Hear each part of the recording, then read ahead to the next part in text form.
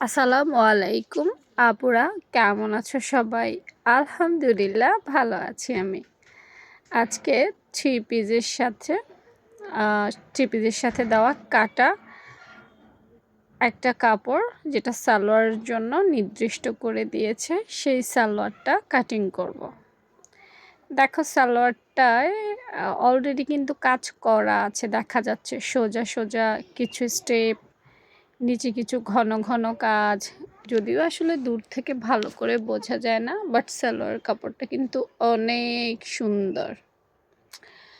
তো এই ধরনের কাপড় দিয়ে আসলে নর্মাল প্লাজো অথবা প্যান্ট কাট সালোয়ার ছাড়া অন্য কোনো সালোয়ার সেলাই করা যাবে না।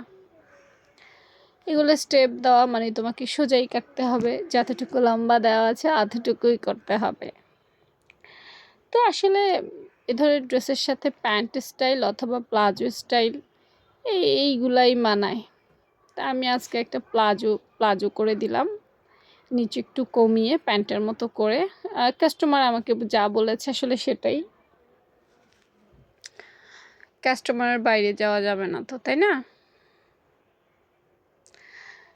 লম্বা কতটুকু নিলাম, আর একটু বাড়তি হয়েছে দেখছো, এটা কেটে ফেলে দিব। তারপর কোমরের মাপ নিলাম, হায়ের মাপ নিলাম। মানে হচ্ছে একটা নর্মাল প্লাজো বানাইতে যা যা মেজারমেন্টের দরকার তাই অ্যাপ্লাই করলাম। শুধু ভাঁজটা দেওয়ার সময় একটু সুন্দর করে ফিনিশিং করে দিতে হবে। কাপড়টা যত কাটিং করার সময় নড়ে চড়ে না যায় সেদিকে খেয়াল রাখতে হবে। আর নিচে যে পায়ের মুখের অংশ, দেখো এটা আমাকে সেলাই করতে হবে না, এখানে অলরেডি কাজ করা আছে, লাগবে না। তারপর কাটিং স্টার্ট করে দিচ্ছি। কোমরের বাড়তি অংশ কাপড় ফেলে দিচ্ছি, হাইয়ের অংশটা দেখো কেটে ফেলছি। সুন্দর করে কাটার জন্য সুন্দর করে মার্ক করা প্রয়োজন। হ্যাঁ, এ ধরনের কাপড়গুলোতে আসলে মার্ক করাটাও একটু কঠিন। যেমন চকের দাগ ওঠে না, অনেক সময় দেখা যায় নড়ে চড়ে যায়।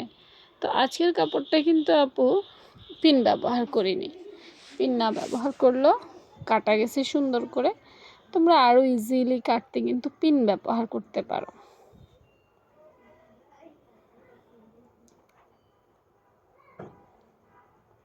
আপুর কেচিটার ধার একদম কমে গেছে, তাই একটু মাঝে মাঝে প্রবলেম করে। তো দেখো, কমপ্লিট একটা প্লাজো প্যান্ট হয়ে গেছে।